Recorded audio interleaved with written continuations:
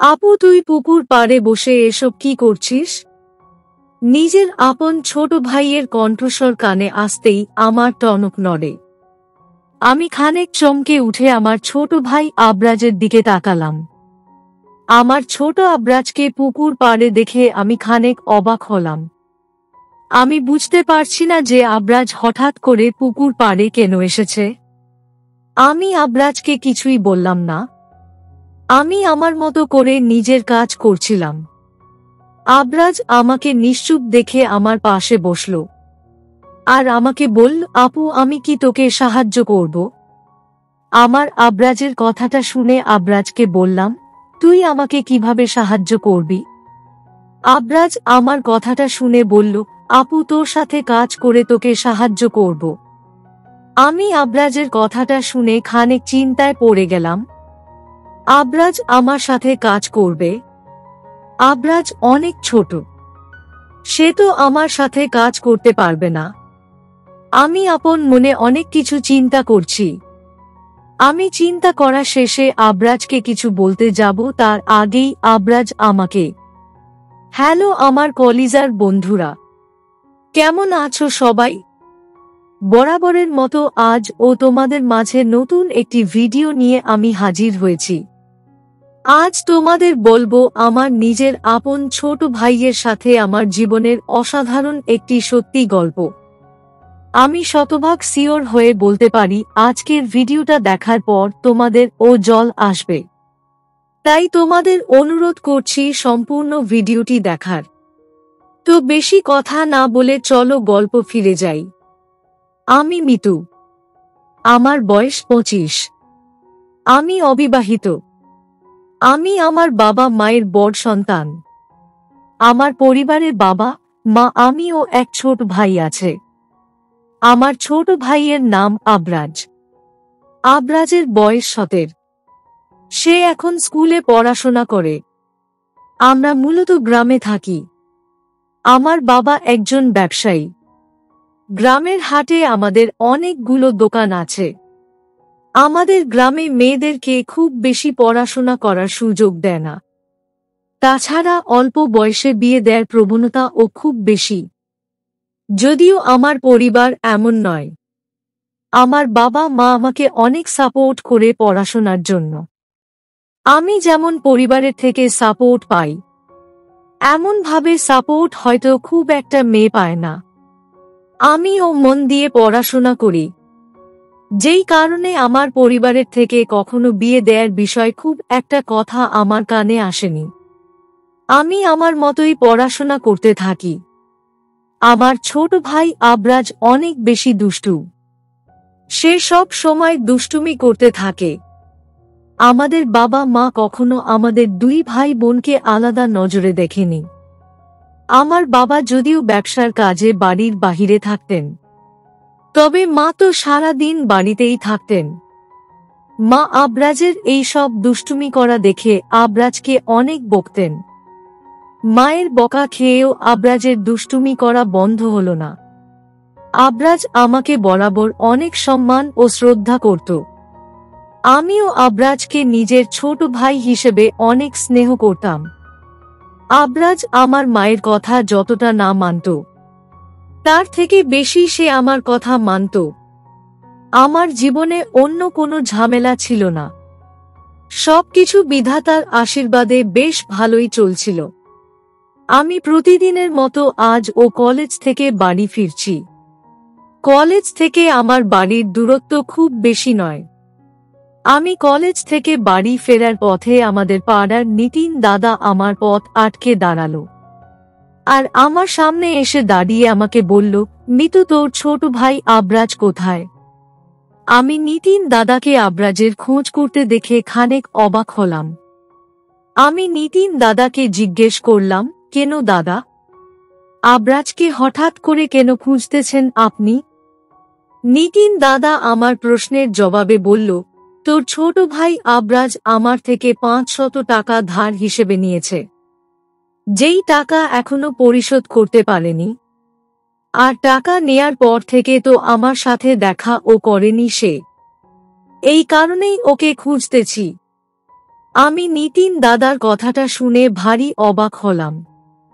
আবরাজকে বাবা তো হাত খরচের টাকা রোজ দেয়, তবে কি এমন প্রয়োজন পড়ল যে সে লোকের থেকে ধার করছে? আমার মাথায় তো কিছুই ঢুকছে না। আমি নিতিন দাদাকে বললাম, দাদা, আবরাজ তো আজ স্কুলে যায়নি, তাই আপনি এখানে দাঁড়িয়ে থাকলেও ওকে পাবেন না। আপনি বরং বাড়ি ফিরে যান। আমার কথাটা শেষ হতেই নিতিন দাদা আমাকে বলল, আমি বাড়ি ফিরে গেলে কি করে হবে? আমি তোর ছোট ভাইয়ের থেকে আমার পাওনা টাকা যে করেই হোক নিয়ে ছাড়ব। আমি নিতিন দাদার কথাটা শুনে নিতিন দাদাকে বললাম, দাদা, আপনি টাকা নিয়ে চিন্তা করিয়েন না। আমি আবরাজের বড় বোন, আপনাকে কথা দিলাম আমি টাকা দিয়ে দিব। আমার কথাটা শুনে নিতিন দাদা আর কিছু বলল না। অতঃপর চলে গেলেন তিনি। আমি আর অপেক্ষা করলাম না। আমি আমার মতো বাড়ি ফিরতে লাগলাম। আমি বাড়ি ফিরছি আর আপন মনে ভাবছি যে আবরাজ টাকা কেন ধার করল। না, আমি কিছু ভাবতে পারছি না। আমি বাড়ি চলে আসলাম। বাড়ি এসে আমি সবার প্রথমে ফ্রেশ হয়ে নিলাম। আমি ফ্রেশ হয়ে নিয়ে মাকে জিজ্ঞেস করলাম, আবরাজ কোথায়? মা বলল, আবরাজ নাকি তার ঘরে আছে। আমি আবরাজের ঘরের সামনে যেতেই দেখতে পেলাম আবরাজের ঘরের দরজা ভিতর থেকে লক করা আছে। আমি আবরাজের ঘরের সামনে দাঁড়িয়ে আবরাজকে ডাক দিলাম। আবরাজ আমার ডাক শুনে প্রায় মিনিট খানেক পর এসে দরজা খুলে দিল। আবরাজ দরজা খুলে দিতেই আমি আবরাজকে জিজ্ঞেস করলাম, কিরে ছোট, এতক্ষণ সময় লাগে দরজা খুলতে? কি করছিলি কি তুই এত সময় ধরে? আমার প্রশ্ন শুনে আবরাজ বলল, আরে আপু, আমি একটু ঘুমিয়ে পড়েছিলাম, তাই উঠতে একটু লেট হয়েছে। আমি আবরাজের কথা শুনে আর চোখে আবরাজের ঘরের ভিতরের দিকে দৃষ্টিপাত করলাম। আমি আবরাজের ঘরের ভিতর দৃষ্টিপাত করতেই দেখতে পেলাম আবরাজের বিছানা একদম গোছানো আছে। তার মানে আবরাজ আমাকে মিথ্যা বলছে, সে ঘুমায়নি। আমার আবরাজকে খানিক সন্দেহ হলো। আমি আবরাজকে বললাম, বাহ, ঘুমিয়েছিলি অথচ বিছানা একদম গোছানো আছে। আমার কথাটা শুনে আবরাজ আর কিছু বলল না। আবরাজ একদম নিশ্চুপ হয়ে গেল। আমি আবরাজকে নিশ্চুপ দেখে বললাম, আচ্ছা নিতিন দাদার কাছ থেকে তুই টাকা ধার এনেছিস, এটা সত্যি নাকি মিথ্যা? আমার প্রশ্ন শুনে আবরাজ এবার ঘাবড়ে গেল। আবরাজ ঘাবড়ে গিয়ে আমাকে বলল, আপু, আমি তো আসলে। আমি আবরাজকে ধমক দিয়ে বললাম, এত কথা শুনতে চাইনি আমি। আমি তোকে জিজ্ঞাসা করেছি যে তুই টাকা ধার করেছিস কিনা। আমার কথাটা শেষ হতেই আবরাজ হ্যাঁ সূচক মাথা নাড়ল। আমি আবরাজের হ্যাঁ সূচক মাথা নাড়া দেখে ভীষণ রকম রেগে গেলাম। আর আবরাজকে উদ্দেশ্য করে রাগী কণ্ঠে বললাম, তোর সাহস হলো কি করে ধার করার? বাবা তো তোকে রোজ হাত খরচের টাকা দেন, তারপর আবার কেন প্রয়োজন পড়ল ধারের টাকার? বল আমায়। আমার কথা শেষ হতেই আবরাজ বলল, আপু তুই প্লিজ চিৎকার করিস না, মা শুনতে পেলে রাগ করবে। আমি মানছি আমি টাকা ধার করেছি, আসলে আমার একটা প্রয়োজন ছিল, তাই ধার করতে হয়েছে। তুই মাকে কিছু বলিস না আপু, আমি নিতিন দাদার টাকা পরে পরিশোধ করে দিব। আমি আবরাজের কথাটা শুনে ভারী কণ্ঠে বললাম, তোকে আর কষ্ট করে কিছু করতে হবে না, আমি টাকা দিয়ে দিব, যত সব। এই বলে আমি আবরাজের সামনে দিয়ে হনহন করে চলে আসলাম নিজের ঘরে। আমি নিজের ঘরে এসে কিছু সময় গল্পের বই পড়লাম। অতঃপর খাবার খেয়ে একটু ঘুমিয়ে নিলাম। সন্ধ্যার দিকে আমার ঘুম ভেঙে যায়। আমি ঘুম থেকে উঠে নিজের ঘরে কিছু সময় বসে থেকে ফ্রেশ হয়ে নিলাম। আমি ফ্রেশ হয়ে আমার মায়ের কাছে যেতেই শুনলাম আবরাজ নাকি বাড়ির বাহিরে গেছে। আমি আবরাজকে বাড়ির বাহিরে যেতে শুনে সরাসরি আবরাজে ঘরে চলে গেলাম। আমার মনের মাঝে যেই সন্দেহের সৃষ্টি হয়েছে সেই সন্দেহ দূর করতে হবে। আমি আবরাজের ঘরে গিয়ে ভালো করে আবরাজের ঘরটা সার্চ করলাম। আমি দেখতে চাইছিলাম 500 টাকা দিয়ে আবরাজ কি এমন নিয়েছে যেটায় আবরাজকে ধার করতে হয়েছে। আমি ভালো করে আবরাজের ঘর সার্চ করার পর একটা স্পাই ক্যামেরা পেলাম, তাছাড়া আর কিছু পেলাম না। আমি বুঝতে পারলাম না যে আবরাজ এই ছোট ক্যামেরা কেন নিয়েছে। আমি ক্যামেরাটা আবরাজের ঘরে রেখে আবরাজের ঘর থেকে বেরিয়ে গেলাম আর নিজের ঘরে চলে আসলাম। আমি আবরাজের ঘর থেকে আসার সময় আবরাজের স্পাই ক্যামেরার মেমোরি কার্ড সাথে করে নিয়ে এসেছিলাম। সেটা নিজের ঘরে এসে চেক করলাম। আমি আবরাজের মেমোরি কার্ড চেক করতেই যা দেখতে পেলাম তা দেখার পর আমার মাথাটা ঘুরতে লাগলো। আমি নিজের চোখকে বিশ্বাস করতে পারছি না। আবরাজ আমার ভিডিও ধারণ করে রেখেছে তার ক্যামেরায়, কিন্তু কেন সেটা আমি নিজেও জানি না। সেদিন আমি আর আবরাজকে কিছু জিজ্ঞেস করিনি। রাতের খাবার খেয়ে নিয়ে আমি ঘুমিয়ে পড়লাম, যদিও আমার চোখে একটু ঘুম আসছিল না, তবু অনেক চেষ্টা করে ঘুমালাম। পরদিন সকাল বেলা আমি স্নান করার জন্য পুকুর পাড়ে গিয়ে বসলাম। পুকুর পাড়ে কেউ নেই, আমি একাই আছি।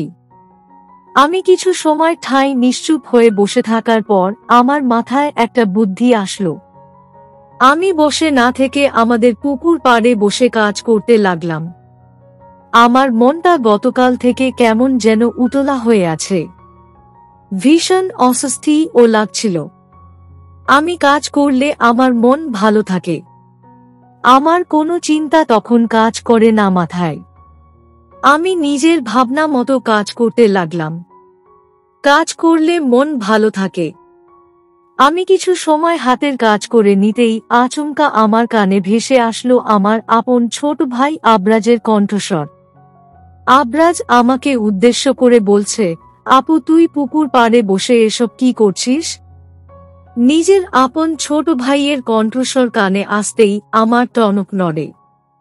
আমি খানিক চমকে উঠে আমার ছোট ভাই আবরাজের দিকে তাকালাম। আমার ছোট আবরাজকে পুকুর পাড়ে দেখে আমি খানিক অবাক হলাম। আমি বুঝতে পারছি না যে আবরাজ হঠাৎ করে পুকুর পাড়ে কেন এসেছে। আমি আবরাজকে কিছুই বললাম না। আমি আমার মতো করে নিজের কাজ করছিলাম। আবরাজ আমাকে নিশ্চুপ দেখে আমার পাশে বসল আর আমাকে বলল, আপু আমি কি তোকে সাহায্য করব? আমার আবরাজের কথাটা শুনে আবরাজকে বললাম, তুই আমাকে কিভাবে সাহায্য করবি? আবরাজ আমার কথাটা শুনে বলল, আপু তোর সাথে কাজ করে তোকে সাহায্য করব। আমি আবরাজের কথাটা শুনে খানিক চিন্তায় পড়ে গেলাম। আবরাজ আমার সাথে কাজ করবে? আবরাজ অনেক ছোট, সে তো আমার সাথে কাজ করতে পারবে না। আমি আপন মনে অনেক কিছু চিন্তা করছি। আমি চিন্তা করা শেষে আবরাজকে কিছু বলতে যাব তার আগেই আবরাজ আমাকে বলল, আপু আমি কাজ করি, তুই দেখ। যদি তোর পছন্দ না হয় তবে আমাকে একটু শিখিয়ে দিস, দেখবি আমি কাজটা ঠিক পেরে যাব। আমি জানি আবরাজ এখন আমার কাজগুলো করতে এখানে কেন এসেছে। আসলে আবরাজ নিতিন দাদা টাকাটা যেন আমি পরিশোধ করে দেই, এই কারণেই আমার কাজ করে আমার মন জয় করার চেষ্টা করছে। আবরাজের এমন পাগলামি দেখে আমি মুচকি হাসি দিলাম আর আবরাজকে কিছু বললাম না। আবরাজ নিজের কাজ করা শুরু করল। আমি তীক্ষ্ণ দৃষ্টিতে আবরাজের কাজ করা দেখছি আর মনে ভাবছি, যাক আমার টাকাগুলো তবে সার্থক হলো। এই সুযোগে আবরাজকে দিয়ে আমার কাজগুলো করানো যাবে। আবরাজ প্রায় ঘন্টা খানেক কাজ করল। আমি বিশ্বাস করতে পারছি না আমার ছোট ভাই আবরাজ এত ভালো কাজ করবে। আমি ভেবেছি সে ছোট, বেশি কাজ করতে পারবে না, তবে আমি ভুল ছিলাম। আবরাজ অনেক ভালোই কাজ করেছে। যা আমার ভাবনার থেকেও অনেক বেশি। অতঃপর আর কি, আমি আবরাজের কাজে খুশি হয়ে গিয়ে সব সময় আবরাজকে বলতাম আমার কাজ করে দিতে। আবরাজ ও আমার কথা মতো আমার সব কাজ করে দিত। সত্যি আমি কখনো ভাবতে পারিনি বিধাতা আমার মন ভালো করার জন্য এমন একটা ভাই দিবে আমাকে। আমি এখন অনেক খুশি। তো বন্ধুরা, এই ছিল আমার নিজের আপন ছোট ভাইয়ের সাথে আমার জীবনের একটি সত্যি ঘটনা। তোমাদের কেমন লাগলো আজকের গল্পটা? অবশ্যই কমেন্টে জানাবেন। প্রিয় বন্ধুরা, আজকের ভিডিওটি এখানেই শেষ করলাম। যদি আমাদের ভিডিওটি আপনাদের ভালো লেগে থাকে তবে একটা লাইক করবেন এবং চ্যানেলটি সাবস্ক্রাইব করবেন। আজকের জন্য আপনাদের কাছে বিদায় নিচ্ছি। দেখা হবে আগামী কাল নতুন একটি ভিডিও নিয়ে। সে পর্যন্ত সবাই ভালো থাকবেন। ধন্যবাদ।